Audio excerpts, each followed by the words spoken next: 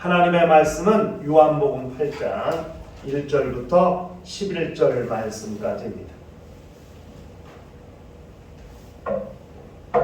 요한복음 8장 1절부터 11절 말씀까지를 찾으셨으면 한 절 한 절씩 교독을 하도록 하시겠습니다. 예수는 감람산으로 가시니라. 아침에 다시 성전으로 돌아오시니 백성이 다 나오는지라 앉으사 그들을 가르치시더니 서기관들과 바리새인들이 음행 중에 잡힌 여자를 끌고 와서 가운데 세우고 예수께 말하되 선생이여 이 여자가 간음하다가 현장에서 잡혔나이다. 모세는 율법에 이러한 자를 돌로 치라 명하였거니와 선생은 어떻게 말하겠나이까? 그들이 이렇게 말하면 고발할 조건을 얻고자 하여 예수를 시험하니라. 예수께서 몸을 굽히사 손가락으로 땅에 쓰시니 우리 율법은 사람의 말을 듣고 그 행한 것을 알기 전에 심판하느냐?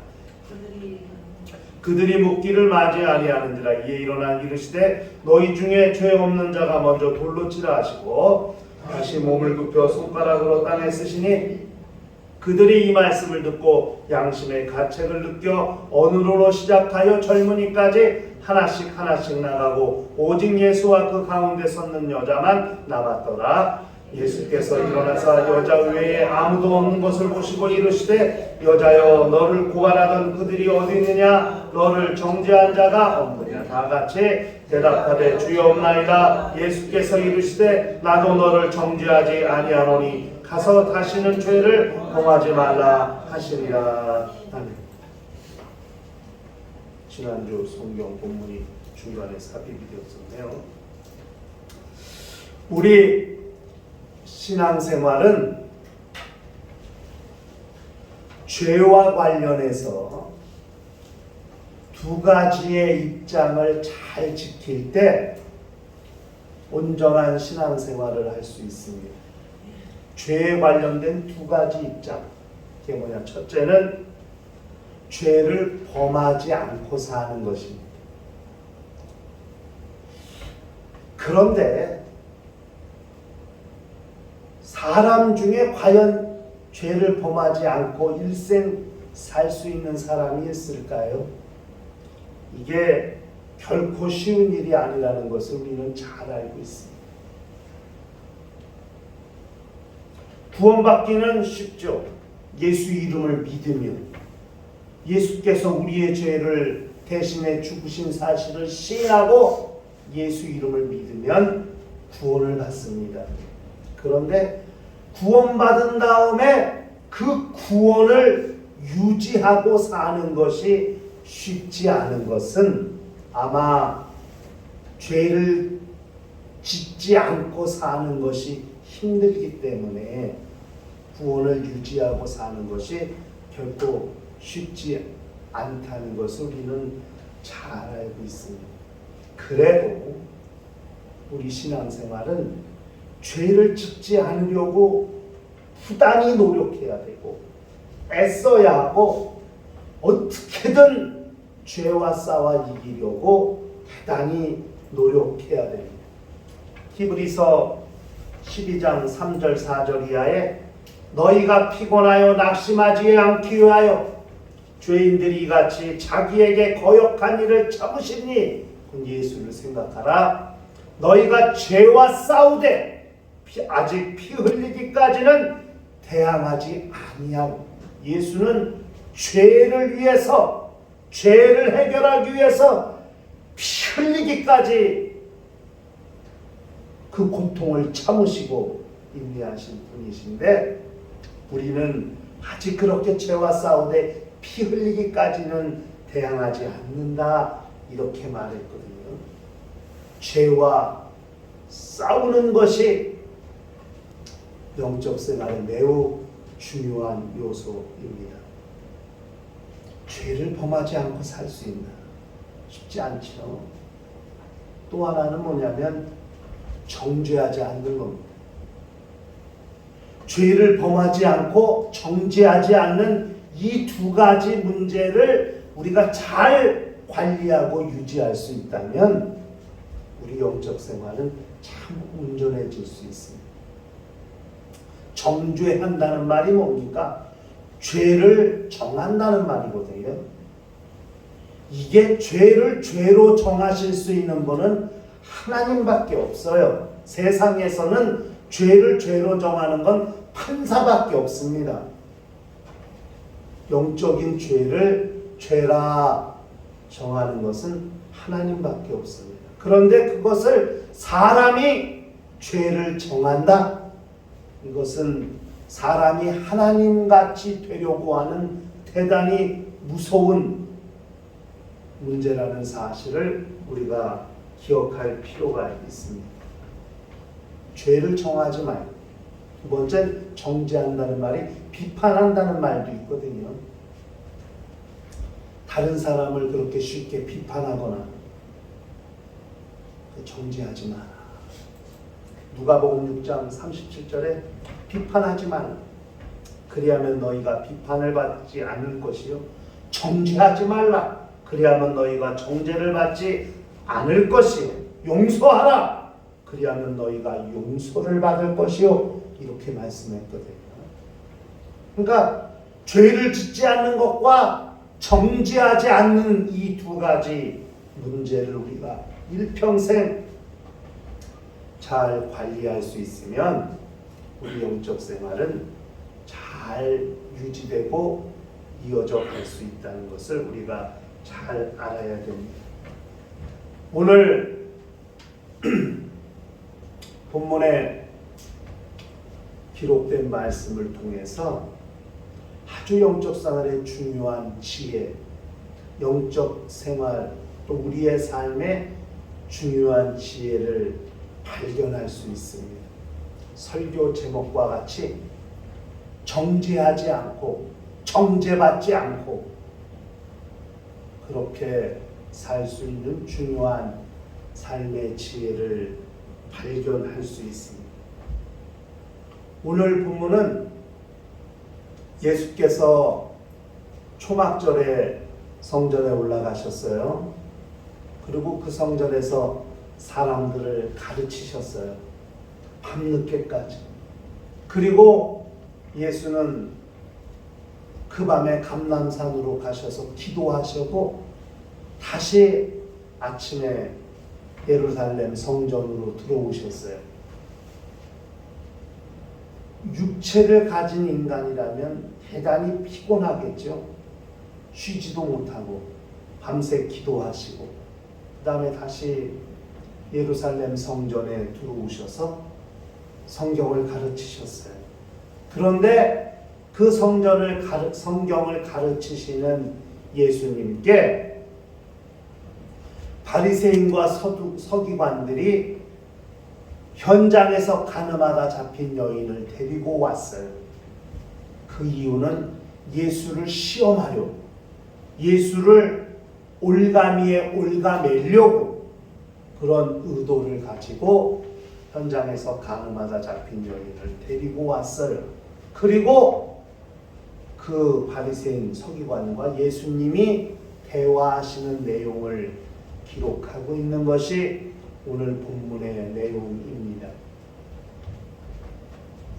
이 본문은 세 가지 관점에서 이 본문을 보면 아주 삶의 중요한 지혜를 얻을 수 있습니다.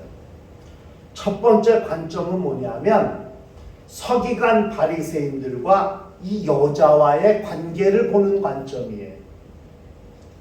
서기관과 바리새인은 지금 이 여인을 정죄하는 사람들이에요. 정죄하려고 하는 사람들이에요. 이 여인은 죄를 지었기 때문에 정죄받는 사람이에요. 그렇죠?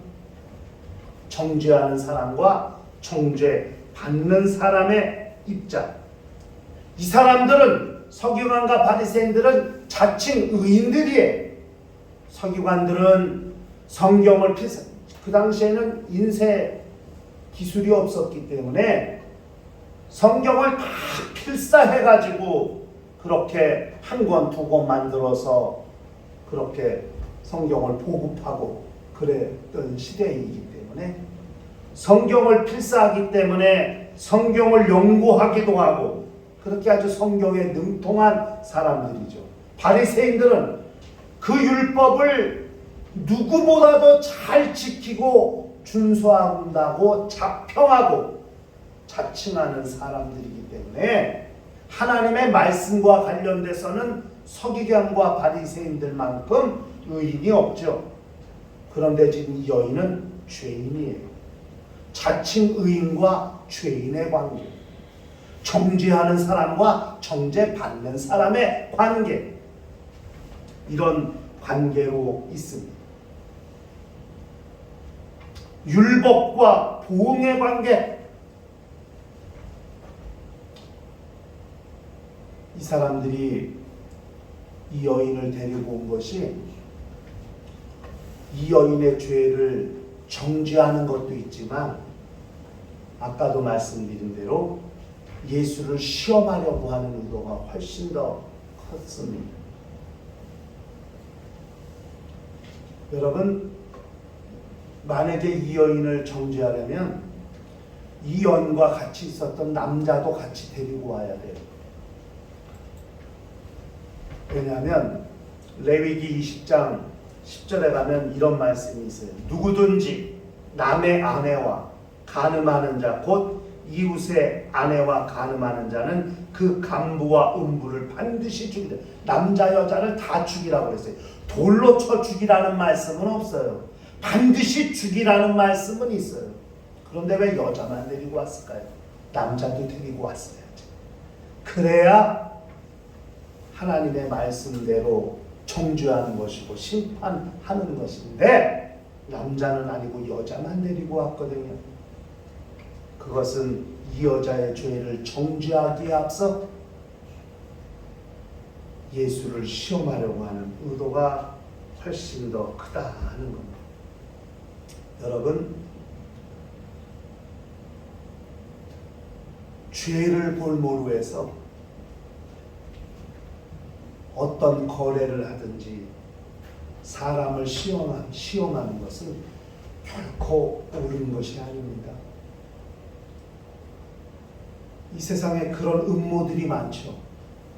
죄를 지었는데 내가 덮어줄 테니까 돈을 요구하고 금품을 요구하고 어떤 편의를 요구하고 이런 거 많죠. 그 사람의 그것을 약점 삼아서 이게 과연 하나님의 뜻대로 볼 때 옳은 일일까요?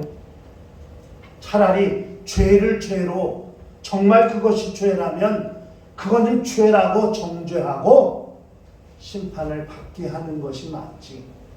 그 죄를 이용해 가지고 어떤 사람을 시험하고 거래하고 대가를 요구하고 이런 행위가 과연 옳은 행위일까요?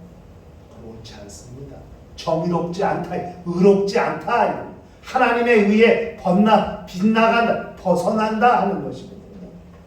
아니, 율법을 그렇게 잘 안다는 사람, 그런 사람들이 이 여인의 죄를 이용해서 예수를 시험하고 있다.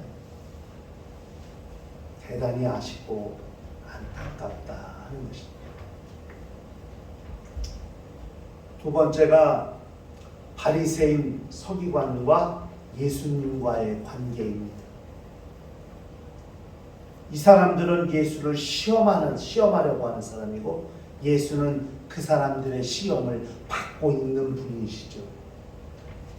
이 사람들은 어떻게든 예수를 올가마 정죄하려고 하는 사람들이고 예수는 그 사람들의 정죄를 받기 위해 그 사람들의 정죄를 받는 그런 위치에 있는 상황에 있습니다. 이 사람들은 예수를 시험하고 있습니다. 율법에 모세는 율법을 현장에서 가늠하니 돌로 치라 했다. 돌로 치라고 하진 않았어요. 죽이라고만 했어요. 물론 돌로 쳐 죽이는 것도 죽이는 거니까요. 그런데 성경은 말씀하고 있어요. 그것은 예수를 시험하려고 합니다. 자, 돌로 치라. 그러면 율법은 지킬지 몰라도 로마 법을 어기게 돼요. 로마 법은 사람이 죄를 지었다고 해서 바로 심판하는 것이 아니라 법정에 세워야 돼요. 법정에 세워서 이 사람의 죄를 증명하고 그 죄의 그 상황이 다 드러났을 때 형을 집행하는 거거든요.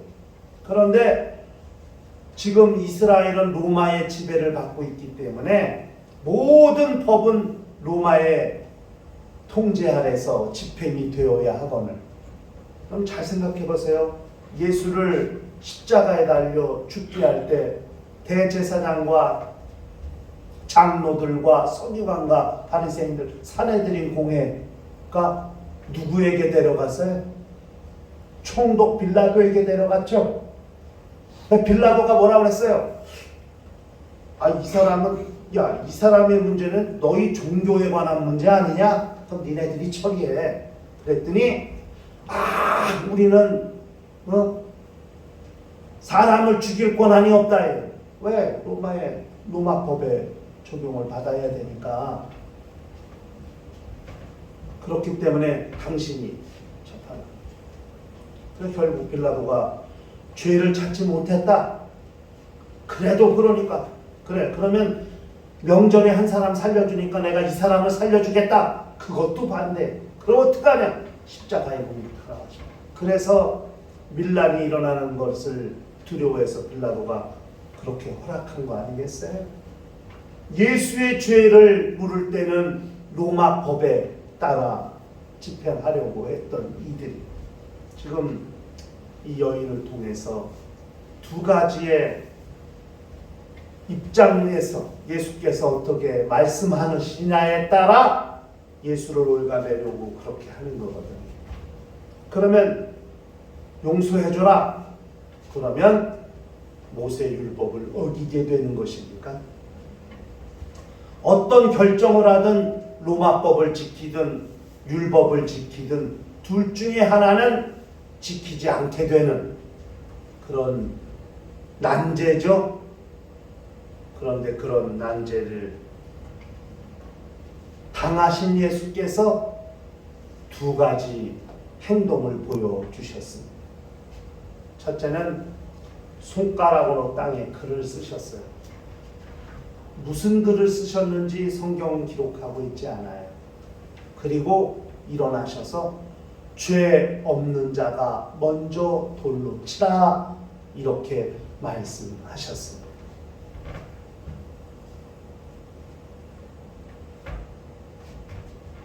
여러분,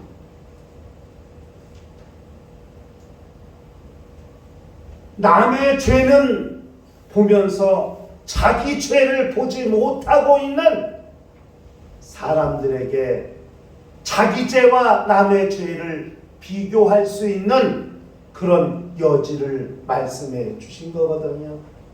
누가복음 6장 41절 42절에 어찌하여 형제의 눈 속에 있는 티는 보고 내 눈 속에 있는 들보는 깨닫지 못하느냐.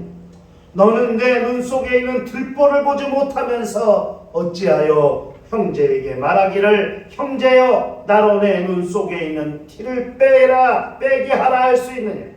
외식하는 자여 먼저 내 눈 속에서 들보를 빼라. 그런 후에야 내가 밝히 보고 형제의 눈 속에 있는 티를 빼리라. 이렇게 말씀합니다. 자기도 죄인이면서 다른 사람의 죄를 정죄하기에 빠르고 급급한 이 시대를 향하여 예수는 말씀하셨습니다. 죄 없는 자가 먼저 돌로 치라. 요즘 세상에서 잘 쓰는 말로 내로남불이라는 말이 있습니다. 내가 하면 로맨스, 남이 하면 불륜이라 하는 말입니다. 자기를 합리화하는 것을 비꼬려는 말입니다. 자기도 죄인이면서 남의 죄만을 찾고 남의 죄만을 정죄하려는 사람들의 모습을 예수께서 질타하셨습니다.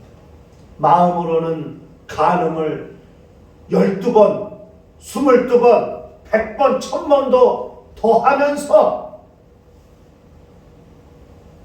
행동으로 간음한 죄를 지은 여인을 향하여 돌로 치려고 하는 그런 사람들을 향해 너는 죄 없느냐? 너는 죄인이 아니냐? 너는 마음으로 간음 안 했냐? 주님도 이렇게 말씀하시는 거거든요. 죄 없는 자가 먼저 돌로 치라 말씀하셨습니다. 이런 주님의 말씀에서 은혜와 용서라는 것이 나오게 되는 것입니다. 우리의 삶을 잘 기억하고 우리의 모습을 먼저 돌아보고 하나님께 회개하고 자기의 죄를 없이 하는 것이 더 급하고 선행되어야 할 일이라는 것을 우리는 알 필요가 있는 것이죠. 그 다음에 세 번째 관계는 이 죄를 지은 여인과 예수님과의 관계, 이 관계를 보는 관점입니다. 그 여인에게 예수께서 말씀하셨어요. 너를 정죄하던 자가 어디 있느냐? 정죄하던 자들이 어디 있느냐? 그리고 두 번째, 나도 너를 정죄하지 않는다. 그리고 세 번째, 다시는 죄를 범치 말라. 이렇게 주님은 그 여인에게 세 마디의 말씀을 하셨습니다. 여러분, 자기의 죄를 발견했다면, 자기도 죄인이라는 사실을 발견했다면 이 여인의 죄를 정죄하거나 비판할 수 없는 겁니다. 죄인이 어떻게 죄인을 정죄하겠어요? 이건 대단히 중요한 삶의 원리입니다. 예수는 정죄하지 않는 은혜, 정죄하지 않는 진리, 정죄하지 않는 은혜를 선포해 주셨습니다. 남을 정죄하지 않고 남에게 정죄받지 않고 사는 삶의 지혜, 이것이 온전한 영적 생활을 이루게 할 수 있다는 겁니다. 여러분, 구원이 뭡니까? 구원의 가장 기초적인 것은 죄로부터 구원입니다. 죄가 무엇입니까?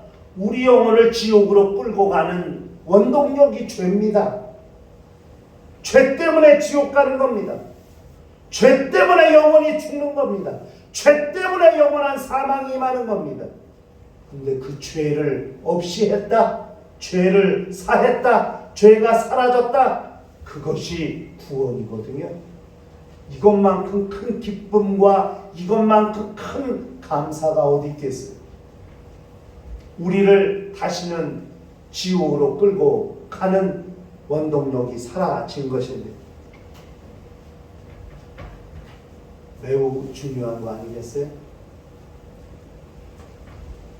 죄에 억눌려 영원히 종노릇 할 수밖에 없는 인생들에게 자유가 선포된 것, 그것이 구원입니다. 죄를 극복할 수 있고 죄를 넘어설 수 있는 것이 용서고 은혜입니다. 용서받은 기쁨보다 용서하는 기쁨이 훨씬 크다는 사실을 우리는 잘 알아야 됩니다.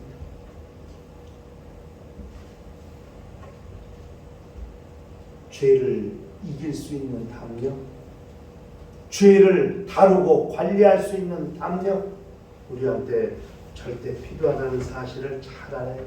여러분, 율법은요, 죄를 정죄하는 기능보다 앞서서 율법은 죄를 깨닫게 하는 기능이 훨씬 큰 거예요. 율법이 아니었으면은 죄를 죄로 알지 못했을 거예요. 그러므로 율법으로 말미암아 죄를 깨달았다면 이젠 그 죄를 없이 하는 절차와 과정을 시작하면 되는 거거든요. 어떻게? 예수 그리스도의 은혜를, 예수 그리스도의 생명을, 예수 그리스도의 사랑을 그렇게 사모하고 그 은혜를 받고 그 생명을 얻으면 죄를 없이 할 수 있다는 사실을 우리가 잘 깨달아야 됩니다. 정죄하는 게 궁극적 목적이 아니라 죄를 깨닫게 해서 예수에게 오게 하려고, 예수의 은혜를 받게 하려고, 예수의 사랑을 얻게 하려고, 하나님의 생명을 소유하게 하려고 하는 것이 율법의 온전한 기능 아니겠어요? 그렇게 은혜를 받았다면, 용서를 받았다면 그걸로 끝나는 게 아니에요. 예수의 마지막 말씀에 포커스가 있는 거예요. 다시는 죄를 범치 말라. 은혜 받았다면 어떻게 살아야 하는가? 말씀을 들었다면 어떻게 행동해야 되는가? 예수의 말씀은 행함까지 접근하고 있다는 것을 우리가 기억해야 됩니다. 오늘 은혜 받았어. 그걸로 끝나면 안 돼요. 받았다면 어떻게 살 것인가? 은혜 받았다면 난 한 주간 어떻게 살 것인가? 비판하거나 정죄하거나 그렇게 살지 말고 용서와 사랑으로 품어주고 안아주고 보듬어주는 그런 삶의 실천을 통해서 우리의 삶을 하나님의 말씀대로 사는 삶으로 발전시켜 나가는 것이, 그것이 온전한 영적 생활이라는 사실을 우리는 기억해야 됩니다. 이 예수의 말씀입니다.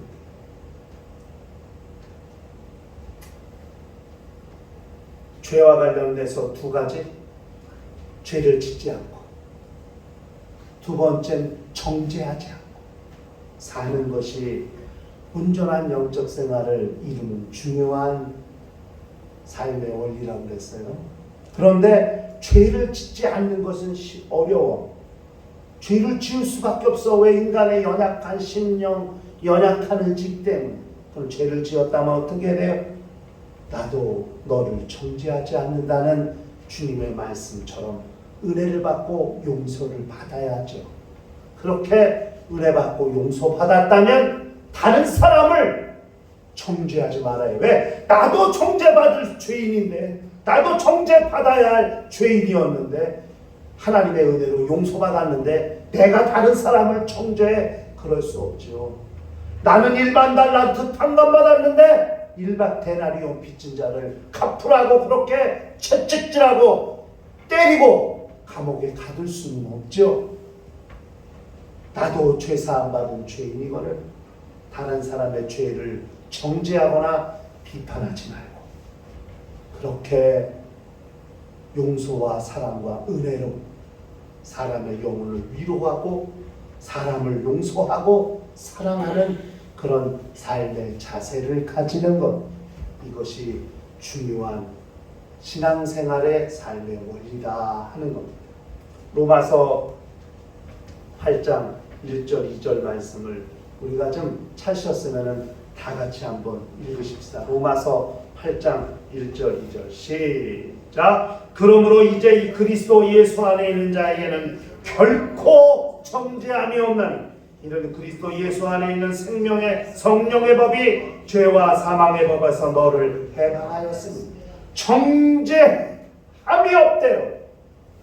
우리는 그런데 우리가 정죄하는 삶을 살 수는 없죠.